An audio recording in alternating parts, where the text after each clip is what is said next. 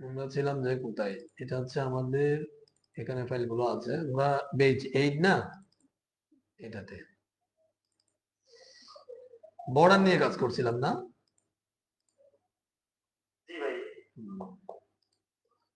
ঠিক আছে, তাহলে বর্ডার এই জিনিসগুলো আমরা একটু এডিটরে ওপেন করি। এগুলো ধরেন বাদ দিচ্ছি, এখানে আমাদের এটা বাদ দিলাম। আজকে হচ্ছে ধরেন মার্জিন, আমরা মার্জিন এন্ড ট্রেডিং এই জিনিসটা শিখবো। হ্যাঁ, মার্জিন এন্ড ট্রেডিং তারপর বাদ দেন ক্ষেত্রের মধ্যে মার্জিন প্রপার্টি এবং প্যাডিং প্রপার্টি, এই দুটো কিভাবে কাজ করে খুবই ইম্পর্টেন্ট। প্রত্যেকটা ডিজাইনে প্রতিটা লাইনে লাইনে লাগে এই জিনিসটা। হ্যাঁ, দেখেন এই জিনিসগুলো আমরা করার জন্য আমি এখানে একটা HTML ফাইল একটা ডিআইবি নিচ্ছি। এই ডিআইবিটা কেন নিই, আমরা হচ্ছে আমাদের ব্রাউজারের যে কোনো জায়গাতে আমরা হচ্ছে এই ডিআইবিটা নিয়ে কাজ করতে পারি। হ্যাঁ, যে কোনো জায়গা দখল করতে পারি এই ডিআইবি কে নিয়ে। দেখেন আমরা এই ডিআইবি তে একটা ক্লাস দিতে পারি, অথবা সরাসরি ডিআইবি কে আমরা এখানে টার্গেট করতে পারি। যদি সরাসরি কোনো ট্যাগকে টার্গেট করি তাহলে ট্যাগটা আমরা এভাবে লিখে দিই। ঠিক আছে, এতটুকু। আচ্ছা, এখানে যদি আমি একটা উইড দিই, দেখেন এতটুকুতে কিন্তু এটা নাই, এটা কিন্তু দেখা যাবে না নরমাল ডিআইবিটা। ঠিক আছে, এটাকে যখন আমরা যখন উইড দিব একটা, ধরেন 300 পিক্সেল, এরপরে ধরেন হাইট দিব একটা 300 পিক্সেল। উইড হাইট দেওয়ার পরে এটা দেখা যাবে, এটা কিন্তু এখন জায়গাটা আসছে বাট দেখা যাচ্ছে না, কারণ কিছু এখানে কোনো কন্টেন্ট বা লেখালেখি কিছু নাই। এটাকে আমরা একটা কালার দিয়ে দেখবো। দেখেন ব্যাকগ্রাউন্ড কালার দিচ্ছি, একটা ব্যাকগ্রাউন্ড কালার দিলে এখন দেখবেন যে এটা দেখা যাবে। একটু ছোট করি, একটু আওয়াজ আসতেছে মনে হয় কার থেকে। খন্দকারুজ্জামান ভাই একটু মিউট করেন। হ্যাঁ,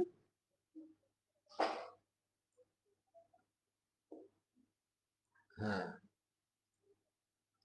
আচ্ছা, দেখেন এটা যদি 100% থাকে এতটুকু দেখা যাবে। এটা হচ্ছে উপরে মানে হাইট এবং উইড হচ্ছে 300 পিক্সেল করে। ঠিক আছে, এখন দেখেন এটা হচ্ছে উইড এবং হাইট বরাবর একটা কালার দিয়েছে এই ডিআইবি কে। তো এইভাবে ডিআইবি আমরা নিয়ে এই ব্যাকগ্রাউন্ডের যে কোনো জায়গায় ডিআইবি দিয়ে আমরা জায়গা দখল করতে পারি, ডিভিশন দখল করতে পারি। এই জন্য ডিআইবিটা ব্যবহার হয়। তবে নর্মালি ডিআইবি দিয়ে কোনো আউটপুট পাবেন না। ডিআইবিটা আপনি সিএসএস দিয়ে কি করতে হবে, হাইট উইড দিয়ে নির্ধারণ করতে হবে, তাইলে এটা কি দেখা যাবে। এরপরে ব্যাকগ্রাউন্ড বা কোনো কন্টেন্ট থাকতে হবে, নাইলে হবে না। আচ্ছা, এখন আসেন আমরা মার্জিনটা কি জিনিস। মার্জিন হচ্ছে আমরা এই ব্রাউজারের বিভিন্ন জায়গায় ডানে বামে উপরে নিচে, হ্যাঁ, যে সরানোর যে কাজটা, এটা হচ্ছে আমরা মার্জিন দিয়ে করি। কিভাবে, আমি যদি দেখেন এখানে যদি বলি যে মার্জিন, শুধু মার্জিন যদি দিই ধরেন 10 পিক্সেল, একটু দেখবেন যে বামে এবং উপরে লক্ষ্য করবেন, এটা দেখবেন যে একটু জায়গাটা সরছে, একটু করে সরছে। হ্যাঁ, আমি যদি এখানে যদি একটু বড় করে দিই, 50 পিক্সেল দিচ্ছি, দেখেন এখন আমি যদি রিলোড দিই, এখন কন্ট্রোল আর দিয়ে দেখবেন যে সরে আসছে, বাম থেকে ডান থেকে উপর থেকে সরে আসছে। এখন এটা কিন্তু আসলে মার্জিন হওয়া মানে সরে আসা, বা এই বামে ডানে উপরে নিচে জায়গা নেওয়া। জায়গাটা আমরা কিভাবে বুঝতে পারবো, আমি যদি এখানে রাইট বাটন ক্লিক করে ব্রাউজারে যদি ইন্সপেক্ট এলিমেন্টে যাই, তখন কিন্তু এখানে দেখতে পাবো। দেখেন আমি এই এই যে এখানে যে কোডগুলো দেখা যায়, সেখানে যদি ডিআইবি তে যদি ক্লিক করি, দেখবেন যে এই মাঝখানেরটা হচ্ছে ডিআইবির জায়গা। এখানে চারপাশে যে যতটুকু জায়গায় মানে এরিয়া দেখাবে সেটা হচ্ছে মার্জিন। দেখেন এই যে দেখেন কোথায়, এই ডিআইবি দেখেন চারদিকে কিছু একটা রেক্টাঙ্গেল দেখা যাচ্ছে বাইরে, সেটা হচ্ছে মার্জিন। এই জিনিসটা আরো ক্লিয়ারলি বোঝার জন্য আমি মার্জিন আলাদা আলাদা করে দিচ্ছি। ধরেন মার্জিন এখানে হাইফেন দিয়ে লেফট দিচ্ছি, লেফট শুধুমাত্র 50 পিক্সেল জায়গা নিবে। এটা কোন দিক থেকে, লেফটের দিক থেকে। দেখেন আমি যদি রিলোড দিই, রিলোড দিলাম, এখন আমি দেখেন এখানে কার্সরটা নিচ্ছি ডিআইবি, যে ডিআইবি তে আমরা কাজ করছি সেটাতে নিচ্ছি। জায়গাটা দেখাচ্ছে কোথায়, বাম দিকে, তার মানে বাম দিক থেকে সরেছে শুধু। ঠিক আছে, আমি যখন এখানে বলবো যে রাইট, আর আই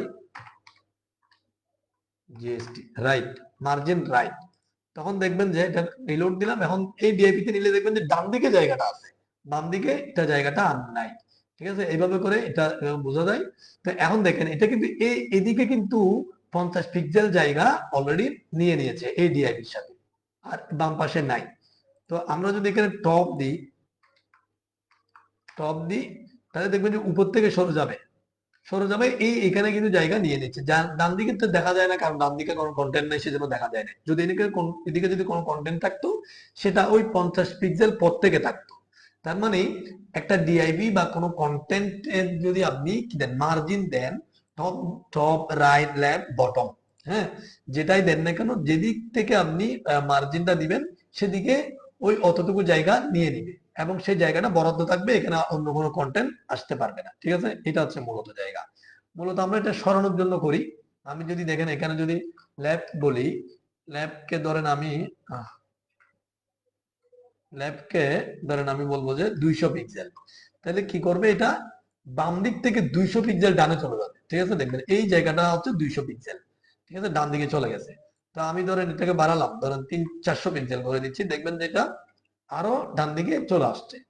এখন যদি আমি নিচের দিকে নামাতে যাই, তাহলে আমরা ধরেন এখানে লেফটটা থাকুক, উপরে টপ জন্য আরেকটা দিচ্ছি, দেখেন আরেকটা দিচ্ছি মার্জিন, টপে 400 পিক্সেল হবে, তার মানে উপর থেকে 400 পিক্সেল নামবে। এটা আমি যদি এখন 100% ব্রাউজারে রাখি, তাহলে দেখেন উপর থেকে এটা কি 400 পিক্সেল নিচে নামছে, বাম দিক থেকে 400 পিক্সেল চলে আসছে। ঠিক আছে, ডান দিকে এগুলো এবং নিচের দিকে এগুলো আমরা বলি নেই।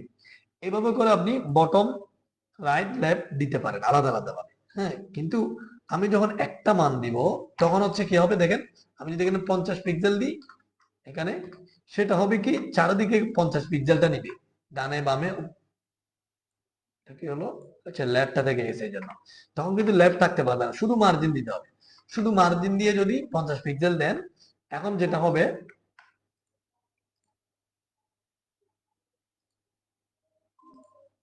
হবে, কি চারিদিকে কি নিবে, 50 পিক্সেল করে সে জায়গা নিয়ে নিবে। এটা বোঝার জন্য আমি কি করব দেখেন, একটা লেখা লিখবো এখানে। দেখেন এখানে একটা লেখা লিখবো নিচে, একটা ধরেন আমি পি দিয়ে লিখতেছি,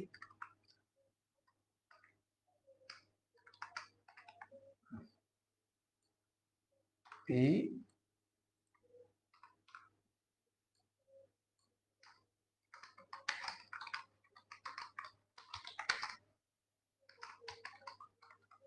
এতটুকু লিখলাম। ঠিক আছে, এখন দেখেন আমার কিন্তু এখন মার্জিন আছে, চারিদিকে কত করে, 50 পিক্সেল করে। সেই জন্য লেখাটা দেখেন, লেখাটা আসছে এই 50 পিক্সেল জায়গা রেখে নিচে আসছে। আমি যদি এখানে যদি মার্জিনটা তুলে দিচ্ছি, ধরেন আপাতত এটা তুলে দিলাম মার্জিনটা, এখন কন্টেন্টটা কোথায় যায় দেখেন, এটা দেখবেন যে এখন পাশে চলে গেছে। হ্যাঁ, এটার পাশে চলে গেছে। এটা তারপরও লাগে নাই, কারণ এটা না লাগার একটা কারণ আছে, সেটা হচ্ছে পি এর কারণে। পিটা একটা মার্জিন অলরেডি আছে। আমি যদি বি করে দিই, কারণ আমরা ওই যে এইচটিএমএল ক্লাসে বলেছিলাম পিটা হচ্ছে একটা ব্লক ট্যাগ। হ্যাঁ, এটা শুধু কিছু মার্জিন আছে, বাট বিটা একটা ইনলাইন ট্যাগ। এই বিটা দেখবেন যে এখন একেবারে লেগে যাবে। ঠিক আছে, বি করে দিয়েছি। তো কিন্তু আমি যখন এখানে যখন মার্জিনটা দিয়ে দিব আবার 50, তখন বি হোক আর পি হোক, ওই 50 পিক্সেল জায়গার পরেই কিন্তু এটা কি হবে, এটা রিলোড দিছি দেখেন, নিচের দিকে 50 পিক্সেল জায়গা রেখেই কিন্তু কন্টেন্টটা আসতেছে। তাহলে বুঝছেন আশা করি। এটা হচ্ছে মার্জিনের মানে হচ্ছে আমরা যেই যাকে মান দিব তার চারপাশে বা বামে ডানে উপরে স্পেসিফিক যে কোনো জায়গায় আমরা মান নিতে পারবো। যদি শুধু মার্জিন দেন তাহলে চারদিকে কাজ করবে, আর যদি এভাবে হাইপেন দিয়ে লেফট দিতে পারেন, রাইট দিতে পারেন, বটম দিতে পারেন বা টপ দিতে পারেন। ঠিক আছে, এখন আমি যদি বটম দিই, দেখেন বটম দিলাম, মার্জিন বটম, এটা ধরেন 200 পিক্সেল করে দিচ্ছি, তাহলে দেখেন কন্টেন্টটা অনেক নিচে চলে যাবে। দেখেন এটা 200 পিক্সেল জায়গা রেখে তারপর কন্টেন্টটা আসতেছে। ঠিক আছে, এভাবে করে আমরা কাজ করতে পারি। আর যদি শুধু মার্জিন দেন, কি বললাম, চারদিকে কাজ করবে। কিন্তু এখানে যদি আপনি স্পেস দিয়ে যদি এভাবে বলেন যে মানে প্রথমটা থাকবে 10 কত 10 পিক্সেল, স্পেস দিয়ে ধরেন আবার দিলাম, এরপর দিলাম 30 পিক্সেল, তখন কিভাবে কাজ করবে দেখেন। যদি একাধিক মান দেন তাহলে আমি ওই যে ইন্সপেক্টে যাই, তখন আমরা দেখতে পাবো। এখন দেখেন আমি যদি এখানে ক্লিক করে যদি ডিআইভি তে সিলেক্ট করলাম, দেখেন উপরে এবং নিচে কিন্তু হালকা 10 পিক্সেল নিচে, ডানে এবং বামে কিন্তু বেশি করে নিচে। দেখেন ডানে এবং বামে হচ্ছে কত নিচে, 20 পিক্সেল, উপরে এবং নিচে হচ্ছে 10 পিক্সেল। তার মানে প্রথম মানটা উপরে নিচে কাজ করবে, দ্বিতীয় মানটা ডানে বামে কাজ করবে। এরপরে ধরো আমি 40 পিক্সেল দিচ্ছি, 40 পিক্সেল। যদি এভাবে তিনটা মান থাকে, ওই যে বর্ডারে যেভাবে কাজ হয়েছিল, আশা করি বুঝতে পারতেছেন, বর্ডারে আমরা এভাবে মানগুলো কাজ করাইছিলাম। এখন যদি আমি রিলোড দিই, এখন দেখবেন যে উপরে 10 পিক্সেল, ডানে বামে হচ্ছে 20 পিক্সেল, নিচেরটা বেড়ে গেছে, এটা হচ্ছে 40 পিক্সেল। আর এখন যদি আমি চারটা মান দিই, তাহলে যেটা হবে, এটা পিক্সেল দিলাম, তাহলে এটা হবে উপরে, এটা হবে কি ডানে, এটা হবে নিচে, এটা হবে বামে, ঘড়ির কাঁটার দিকে ডান দিক থেকে যাবে, ঠিক আছে, এটা হবে বাম মানে লেফটে, ঠিক আছে। এইভাবে চারটা মানও করতে পারবেন, অথবা একটা মান দিলে চারদিকে একসাথে কাজ করবে। আর যদি স্পেসিফিক যদি আপনি কোনো জায়গায় দিতে চান, তাহলে এখানে হাইপেন দিয়ে কি করবেন, লেফট বা রাইট বা টপ বা বটম, ঠিক আছে, এভাবে দিয়ে আপনি মার্জিনটা সেট করতে পারবেন। এখন আসেন, আমি এটা বাদ দিচ্ছি একেবারে, এতটুকু থাকা অবস্থায় কি হবে, এটা নর্মালি, এটা বাদ দিচ্ছি, এটা নর্মালি এইভাবে আসতেছে। এটাকে যদি ঠিক মাঝখানে আনতে যান, তাহলে যেটা করবেন, এখানে মার্জিন দিতে হবে, মার্জিন O2, এই O2 একটা ভ্যালু আছে, এটা দিতে হবে। মার্জিন O2 দিলে দেখবেন যে এটা কি আসবে, ঠিক মাঝখানে আসবে। এখন ঠিক মাঝখানটা কতটুকু জায়গার মধ্যে এটা নির্ধারণ করবে, এ হচ্ছে এই যে 300 পিক্সেল যেটা আছে, এরকম একটা কোনো একটা উইড দেওয়া থাকতে হবে। যদি কোনো উইড না থাকে, তাহলে কিন্তু ওটুটা কাজ করবে না, ঠিক আছে। কোনো না কোনো একটা উইড দেওয়া থাকতে হবে। দেওয়া থাকার পরে এই 300 পিক্সেল হচ্ছে কি এই ডিআইবিটার মান, আর বাকি জায়গাটুকুকে সে কি করবে, ডানে এবং বামে ছেড়ে দিবে, তাহলে ঠিক মাঝখানে এটা বসবে। এটা হচ্ছে মার্জিন O2 কাজ। এবং মার্জিন O2 কাজ করার জন্য যেটা করতে হবে, একটা উইড সেট থাকতে হবে, এটা মাথায় রাখবেন। আচ্ছা, তাহলে আমরা মার্জিন মোটামুটি বুঝে গেছি। এটা এখানে কোনো প্রশ্ন আছে? মার্জিন বুঝছেন খন্দকারুজ্জামান ভাই, উমর ভাই? হ্যাঁ জি ভাই, বুঝছি। আচ্ছা, এবার আসেন। আমি আগে HTML CSS করছিলাম, হ্যাঁ। আচ্ছা আচ্ছা, ওরে অনেক দিন প্র্যাকটিস করা হয় না। আচ্ছা আচ্ছা, এই ভিডিওগুলো আছে, হ্যাঁ। এই মেন্টরের সাথে যোগাযোগ হয়, কিন্তু প্র্যাকটিস হয় না দেখে এগুলো সবই করছি, তখন আরো কঠিন লাগে। আচ্ছা আচ্ছা, এখন সহজ মনে হচ্ছে। সহজ মনে হবে, সমস্যা নাই, তবে একটু প্র্যাকটিস, একটু প্র্যাকটিস করতে হবে, সমস্যা নাই। আচ্ছা, আর আপনি বিভিন্ন জায়গায় শুধু ক্লাসের উপর নির্ভর না থেকে যেটা করতে হবে, বিভিন্ন জায়গার ভিডিও, বিভিন্ন রিসোর্স আপনাকে যদি আপনি আগাইতে চান, এটা অ্যাপ্লাই করতে হবে, ঠিক আছে। আমরা একসাথে যখন যখন দেখেন, আমি যখন 15-16 সালে যখন এটা শুরু করছি, তখন এই মার্জিনটা যখন একটা একটা ক্লাসে দেখছি, তখন কিন্তু মার্জিনের উপর অনেকের ক্লাস দেখছি। ব্যাপারটা বুঝছেন কিভাবে শিখছি আমরা? মানে এমন না যে আমি একজনের ক্লাস দেখেই শিখছি, হয়তো হ্যাঁ কারোর কাছে রেগুলার করতেছি, কিন্তু ওই মার্জিনটা সার্চ করে ভিডিওতে অনেকের ক্লাস আছে, এক একজন এক এক ভাবে করে বোঝায়, বুঝছেন, এক একজন অনেকের, হ্যাঁ, অনেকের ক্লাস দেখবেন যে অনেক কঠিন, মার্জিনটা বুঝে আসতেছে না, আবার অনেকের দেখবেন যে একেবারে সহজ। তো এই জন্য যেটা করবেন, একটা ক্লাস করে বিভিন্ন জায়গা থেকে অন্তত মিনিমাম 2-3টা ভিডিও দেখবেন ওই একই টপিক্সের উপর, তাহলে জিনিসটা আরো সহজে ক্লিয়ার হবে। আর একজনের তত্ত্বাবধানে থাকা মানে হচ্ছে আসলে রেগুলারিটি মেনটেন করা, হ্যাঁ, এটার জন্য লাগে আর কি। যাই হোক, আমরা কাজে আসি। এবার আসেন, মার্জিন চলে গেল আমাদের, এবার আমরা এটাকে প্যাডিং দিয়ে দেখবো, প্যাডিংটা কি জিনিস। হ্যাঁ, প্যাডিংটা, মার্জিনটা বাদ দিচ্ছি আমি, এটা বাদ দিলাম। প্যাডিংটা যদি সহজে বুঝতে যান, যেটা করতে হবে, আমরা এই লেখাটাকে ধরেন আমরা এটার ভিতরে দিয়ে দিব, ডিআইবির ভিতরে দিয়ে দিব, ঠিক আছে। তাহলে কি হবে দেখেন, আমি যদি এখন এটার ভিতরে দিয়ে দিলাম, এখন আমি এটা এটা এভাবে হলো, হ্যাঁ, লেখাটা ঠিক উপর থেকে আছে। এখন যদি আমি এখানে যদি নর্মালি যদি প্যাডিং বলি, প্যাডিং যে 10 পিক্সেল বলি, তাহলে কি হবে দেখেন, এখানে দেখেন, দেখেন এটা কিন্তু চারিদিকে একটু করে বাড়ছে। প্যাডিং এর মূল কথা হচ্ছে, যেই ডিআইবি বা যেই কন্টেন্ট নিয়ে আপনি কাজ করতেছেন, সেই কন্টেন্টের এরিয়াটা প্রসারিত হওয়া, এটা হচ্ছে প্যাডিং এর মূল কথা, মানে জায়গাটা বেড়ে যাবে। আর মার্জিন হচ্ছে সরে যাওয়া, মার্জিন হচ্ছে কি সরে যাওয়া, প্যাডিং হচ্ছে বেড়ে যাওয়া, এটা কিন্তু সরে নাই। দেখেন, উপর থেকেও সরে নাই, ডান দিক থেকেও সরে নাই। আমরা যখন মার্জিন দিছিলাম, আমি ঠিক একই জায়গাটাকে মার্জিন লিখি, এখন দেখেন জিনিসটা মানে তুলনা করে বুঝতে হবে, না হলে বোঝা আসবে না। মার্জিন লিখি দেখবেন এটা কিন্তু উপরে, এবং যেহেতু ডান দিকে কন্টেন্ট নেই এটা বুঝবো না, বাট উপরে এবং বামে আমরা বুঝবো। দেখেন একটু সরছে, ঠিক আছে, এটা কিন্তু এই যে বাম দিকে জায়গাটা বেড়ে গেছে, উপর দিকেও কিন্তু সরছে, বাট আমরা যখন এটাকে প্যাডিং দিব, ঠিক আছে, তখন কিন্তু এটা সরবে না, বাট জায়গাটা প্রসারিত হবে।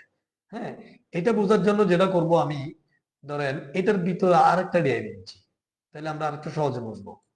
এটাকে বাদ দিচ্ছি, এইভাবে রাখতেছি, ধরেন এটার ভিতরে আরেকটা ডিআইবি নিই,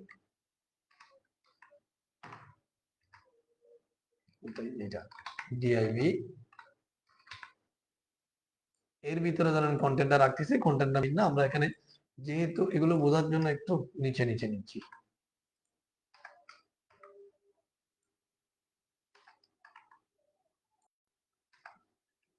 আচ্ছা দেখেন একটা ডিআইবি এর ভিতরে আরেকটা ডিআইবি দিচ্ছি। আমরা এখানে এগুলো আলাদা করে টার্গেট করার জন্য কি করব, ক্লাস দিয়ে দিব। দেখেন আমরা কিন্তু ক্লাস আইডি এবং কিভাবে টার্গেট করে এটা অলরেডি শিখে গেছি। এখানে অসংখ্যবার আপনাকে ক্লাস দিয়ে টার্গেট করতে হবে সিএসএস, কারণ একাধিক ট্যাগ থাকবে। দেখেন এখানে কিন্তু এই দুইটা ডিআইবি চলে আসছে। আমি এর আগে কিন্তু একটা ডিআইবি নিয়ে কাজ করতে শুধু ডিআইবি লিখে দিছি এখানে, বাট আমরা যখন দুটো নিয়ে ডিআইবি নিয়ে কাজ করতেছি তাহলে দুটোকে আলাদা করে ডিজাইন দিব, সেজন্য ক্লাস ইউজ করতে হচ্ছে। ধরেন এটা আমি দিছি এবিসি, ঠিক আছে। এই ক্লাসটাকে আবার কি করব, আমি একটা ক্লাস এখানে দিব দ্বিতীয় ডিআইবিতে। এখানে ধরেন যে আমি দিয়ে দিচ্ছি ডিবিসি, ঠিক আছে। এটা জাস্ট ক্লাসের নাম যে কোনো একটা দিলাম, আপনি আপনার ইচ্ছা মতো দিবেন। দুটোকে দুটো ধরনের আমরা ক্লাস দিয়ে দিয়েছি। এখন এটাকে যদি ডিজাইন দিতে যাই তাহলে কি করব, আমরা এখানে ডট দিয়ে ক্লাসকে টার্গেট করব। জাস্ট এটাকে ক্লাসের ভ্যালুটা কপি করবেন, ডট দিয়ে এবিসি দিলাম। তাহলে এই জায়গাটা কোথায় হবে, প্রথম ডিআইবিতে। দেখেন প্রথম ডিআইবিতে এটা কাজ করবে। এখন দ্বিতীয় ডিআইবিতে করার জন্য ধরুন আমি দ্বিতীয় ডিআইবি কে নিচে একটু শুরু করাবো। তাহলে দ্বিতীয় ডিআইবি হচ্ছে ডিবিসি, না ডিবিসি, হ্যাঁ। এখন এখানে এটাকে ছোট করে ফেলি, ধরেন এটা 100 পিক্সেল দিচ্ছি। তাহলে এটা এর ভিতরে থাকবে, যেহেতু একই সমান দিলে বুঝতে পারবো না। এবং এটাকে আমরা দিচ্ছি ব্লু, ধরেন ব্লু। এখন এতটুকুতে থাকুক, এটা বাদ দিচ্ছি, এখানে পেডিংটা বাদ দিচ্ছি। দেখেন এতটুকুতে আমরা যদি আউটপুটটা দেখি এভাবে দেখতে পাবো। এখানে প্রথম এটা হচ্ছে 300 পিক্সেল, এটাকে একটু বড় করি, এটা একেবারে ছোট হয়ে গেছে, 200 পিক্সেল দিচ্ছি হাইট উইডথ, ঠিক আছে। এখন দেখেন এটা হচ্ছে ভিতরের ডিআইবি, এটা হচ্ছে বাইরের ডিআইবি। আমি বাহিরের ডিআইবি যেটা আছে, হ্যাঁ বড় যেটা আছে, যেটা প্যারেন্ট, সেটাকে যদি প্যাডিং দিই, প্যাডিংটা বোঝার জন্য এটা কাজটা করতেছি। এখানে যদি আমি 20 পিক্সেল প্যাডিং দিচ্ছি, তখন যেটা হবে দেখেন, রিলোড দিলাম, দেখেন বাহিরের ডিআইবিটা একটু বড় হয়ে গেছে, আগের থেকে বড় হয়েছে, বাট ছোটটা এটা বড় বড় আছে। এখন বড় হতে গিয়ে কি হয়েছে দেখেন, এই যে এখানে জায়গা হয়েছে, এখানে জায়গা হয়েছে। তার মানে এটা বুঝেন যে প্যাডিং যদি দেন তখন হবে কি, মাঝখানে যে কন্টেন্ট গুলো থাকবে সেই কন্টেন্টের বাহিরে এবং মূল যে ডিআইবি আছে সেটার ভিতরে জায়গা হবে এইভাবে, হ্যাঁ, চারিদিকে জায়গা হবে। সেটা হচ্ছে মূলত প্যাডিং, ঠিক আছে। আমি যদি এটা আরো বাড়াই, জিনিসটা আরো ক্লিয়ার হবে। দেখেন 50 পিক্সেল করলাম, দেখবেন যে এই জায়গাটা বেড়ে গেছে আরো, দেখেন এটা আরো বেড়ে গেছে, হ্যাঁ। তার মানে যেভাবে আমরা বাটনকে বাড়াই, একটা বাটনে যখন প্যাডিং দিই তখন কিন্তু বাটনটা এভাবে ওই যে লেখা যেটা থাকে, বাটনের যেটা নাম থাকে, সেই নামের চারদিকে একটু জায়গা নিয়ে নেয়, সুন্দর হয়, যে কোনো জায়গায় এভাবে হয়। তাহলে এভাবে যদি আমরা, মূলত ডিআইবিটা বড় হয়েছে, এটার মূল ফ্যাক্টরটা কি হয়েছে, ডিআইবিটা বড় হয়ে গেছে। মার্জিন এবং প্যাডিং এর পার্থক্য এখানে। মার্জিন হচ্ছে সরে যাওয়া, উপর থেকে ডানে বামে নিচে এইভাবে সরে যাবে, বাট প্যাডিংটা সরবে না, কিন্তু জায়গাটা বড় হতে থাকবে। এখন কাজগুলো একই। আপনি যদি প্যাডিং এর ক্ষেত্রে যদি এখানে ল্যাব দেন তাহলে ডান দিকে বড় হবে। দেখেন আমি এখানে ওই যে মার্জিনে যেভাবে যেভাবে ইউজ হয়েছে, প্যাডিং একই ভাবে। যদি মার্জিন এখানে যদি প্যাডিং ল্যাব দিই তাহলে কিন্তু চারদিকে বড় হবে না, শুধুমাত্র বাম দিকে দেখেন এই জায়গাটা আসছে। এই যে মাঝখানে ডিআইবিটা থেকে দিলাম কেন, বোঝার জন্য। উপরে দেখবেন যে লেগে গেছে, বাট বাম দিকে একটু জায়গা হয়েছে। আমি যদি এখানে যদি টপ দিই, এখন দেখবেন যে উপর এটা বাম দিকে চলে যাবে, বাট উপর থেকে কি আসছে, এইখানে উপর থেকে নিচে মাঝখানে একটা নামছে। কিন্তু আমি দিছি কোথায়, দেখেন প্যাডিং দিছি প্রথম ডিআইবিতে, নেমে গেছে দ্বিতীয় ডিআইবি। তার মানে হচ্ছে প্রথম ডিআইবিতে জায়গা নিছে, মাঝখানে কন্টেন্টটা নিচে নেমে গেছে, ঠিক আছে। এভাবে করে এটা বোঝাচ্ছে যে বাহিরের যে কন্টেন্টটা থাকে সেটা এবং ভিতরের কন্টেন্টটার ঠিক মাঝখানে যে জায়গাটা থাকে, এই কন্টেন্ট এবং এই কন্টেন্টের মাঝখানে জায়গাটাতে কি হবে, জায়গা বেড়ে যাবে, হ্যাঁ, জায়গা ছেড়ে দেবে। এটা হচ্ছে প্যাডিং। এক কথায় যদি বলতে চান তাহলে যেখানে আপনি প্যাডিং ইউজ করবেন সেই জায়গাটা বড় হয়ে যাবে, এটা হচ্ছে বিষয়। তাহলে লেফট ইউজ করলে লেফটের দিকে বড় হবে, রাইট করলে রাইটের দিকে বড় হবে, বটম করলে বটমের দিকে বড় হবে। আর হচ্ছে আপনি যদি কিছু না দিয়ে যদি একটা মান দেন তাহলে চারিদিকে কি হবে, প্যাডিংটা কাজ করবে। আর এখানে একাধিক মান দিলে ওই একইভাবে হবে। প্রথম মান হবে উপরে নিচ, দ্বিতীয় মান ডান এবং তিনটা দিলে তিনটার মতো হবে, যেভাবে মার্জিনের কাজ হয়েছিল। প্যাডিং এবং মার্জিন একইভাবে কাজ করবে আর কি, সিস্টেম গুলা। এখন বুঝছেন প্যাডিং জিনিসটা বুঝছেন? জি ভাই বুঝছি। উমর ভাই বুঝছেন? এখানে আজকের ক্লাসে একজন নতুন আছে দেখা যাচ্ছে, খোলা ময়দান। মাশাআল্লাহ, নাম তো অনেক সুন্দর। খোলা ময়দান ভাই, শুনতে পাচ্ছেন? এখন নাম দিবেন, এখানে জয়েন করার সময় একটু নামটা লিখে দিবেন, তাহলে যেটা হবে আমরা বলতে পারবো এবং কথা বলতে পারবো নাম ধরে। মনে হয় শুনতে পাচ্ছেন না উনি। আচ্ছা, যাই হোক, তাহলে আমরা প্যাডিং এবং মার্জিনটা অলরেডি শিখছি। রেকর্ডটা হয়েছে কিনা একটু দেখি। 20 মিনিট। হুম। যাই হোক, আমরা মোটামুটি এই প্যাডিং মার্জিন নিয়ে আজকের আলোচনা।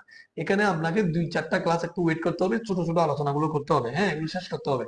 তারপর হচ্ছে আমরা যেটা করব মানে একটা ডিজাইনে যাব। যেমন আমি অলরেডি ইয়াতে এই কি বলে যেটা এর আপনাদের আগের বেজ যেটা আছে, সেটাতে হচ্ছে একটু দেখাচ্ছি। যেমন আপনাদের আগের বেজ এটা হচ্ছে আজকে যে এই যে ড্রপ ডাউন মেনু কিভাবে তৈরি করে সেটা আমরা দেখালাম, ঠিক আছে। তারপর হচ্ছে এর আগের ক্লাসে আমরা দেখছিলাম যেমন হয় এটা এই পিকচারটাকে আমরা বানাইছিলাম কিভাবে একটা হোম পেজ রেডি করা যায়, ঠিক আছে। এই ধরনের গুলো কাজ করছিলাম, মেনু বার এবং মাঝখানে লেখাগুলো। এর আগের ক্লাসে আমরা একটা এগুলো আমি এখানে কপি করে রাখছিলাম। ওয়ার্ক কোথায় যে এখানে, এখানে দেখেন, এখানে আমরা লগ ইন ফর্ম বানাইছিলাম, হ্যাঁ, এগুলো এইভাবে। তো এইভাবে করে আলাদা আলাদা কাজগুলো আমরা যখন ডিজাইন গুলো মানে বেশ কিছু ডিজাইন যখন কাজ করব মানে বুঝবো, অনেকগুলো প্রপার্টি যখন শিখবো তখন হচ্ছে আমরা এই ডিজাইন গুলো করতে পারবো। মোটামুটি আরো 2-4টা ক্লাস যাইতে হবে, তারপর আমরা একটা প্র্যাকটিসে যাব, ঠিক আছে। এর আগে হচ্ছে ছোট ছোট করে এভাবে মার্জিন কিভাবে কাজ করে, প্যাডিং কিভাবে কাজ করে, ডিসপ্লে কিভাবে কাজ করে, ফ্লট কিভাবে কাজ করে, ব্যাকগ্রাউন্ড কিভাবে কাজ করে, টেক্সট কিভাবে কাজ করে, এই যে প্রপার্টি গুলো আলাদা আলাদা করে শিখতে হবে, ঠিক আছে। আমরা গত ক্লাসে বর্ডার শিখেছি, আউটলাইন শিখেছি, আজকে হচ্ছে মার্জিন প্যাডিং শিখেছি। ধরুন আগামী ক্লাসে আমরা টেক্সট বা এই যে ব্যাকগ্রাউন্ড এগুলো শিখবো। এভাবে করে আরো 2-4টা ক্লাসের পরে আমরা একটু প্র্যাকটিসে যাব, ঠিক আছে, এই আর কি। ঠিক আছে, তাহলে আজকে এতটুকুই থাকবে। ধন্যবাদ সবাইকে, হ্যাঁ। আর একটা হচ্ছে একটু প্র্যাকটিস করে ওই যে প্র্যাকটিসের স্ক্রিনশট বা একটু 1 মিনিট সময় দিয়ে এগুলো একটু গ্রুপে দিবেন, ঠিক আছে। তাহলে যেটা হবে নিজেও উদ্বুদ্ধ হবেন, অন্য কেউ উদ্বুদ্ধ হবে আর কি আপনারটা দেখে, এবং নিজেরও উদ্বুদ্ধ মনে হবে। ব্যাপারটা বুঝছেন?